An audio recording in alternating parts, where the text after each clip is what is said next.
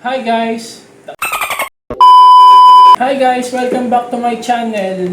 Today mag-unbox tayo ng helmet from KYT. So ayun guys, simulan na natin yung pag-unbox.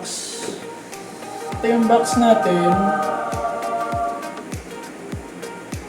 Medyo na-damage lang siya kasi tinape ko siya kanina sa motor bago umuwi. Tapos buksan natin yung box.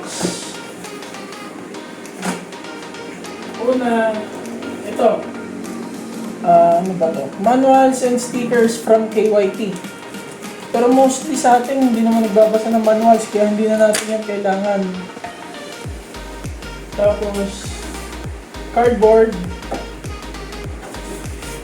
styro, tapos yung helmet natin mismo, tsaka yung helmet bag niya.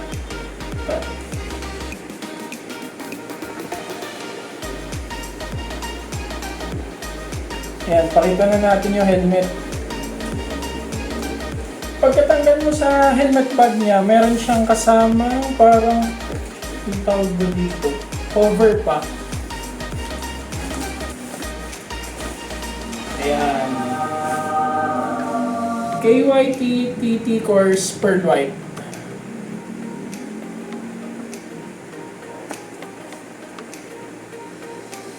Ganda, di ba? Simple lang siya pero iba yung dating. Ito, may sticker na siya from ICC. Tapos, size nito large. Weight niya ay 1,450 grams. Itong TT course na to, Asian fit siya. Tapos, may sizes siya from extra small to 2XL. Tapos meron siya tinatawag na ADT Advanced Thermoplastic. Tapos dalawa yung 2 shells siya. Removable pads.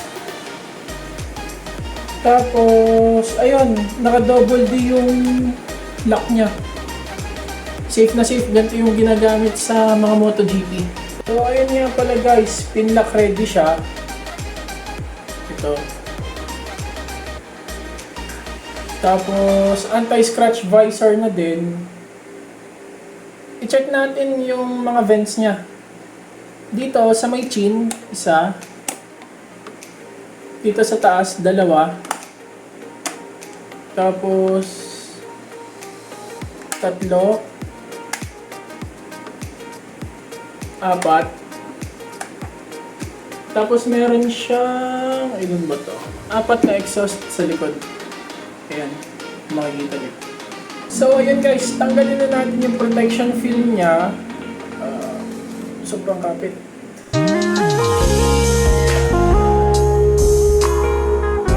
Diba? Ang ganda.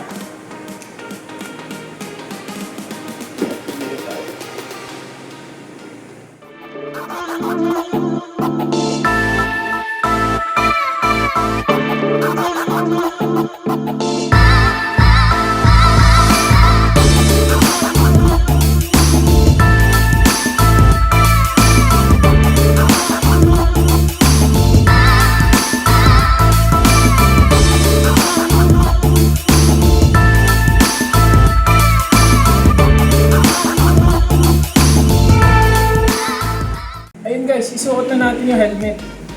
Pakita ko muna before natin isukat nang walang protection film. Ayan. Tapos ito. Actually, first time ko gagamit ng helmet na naka-double D-ring. By the way, large nga pala yung size nito.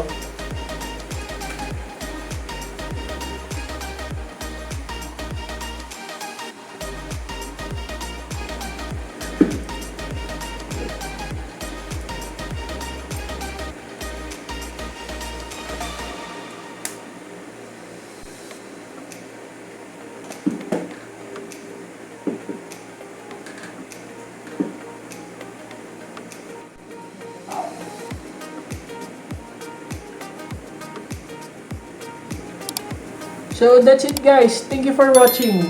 Till our next video.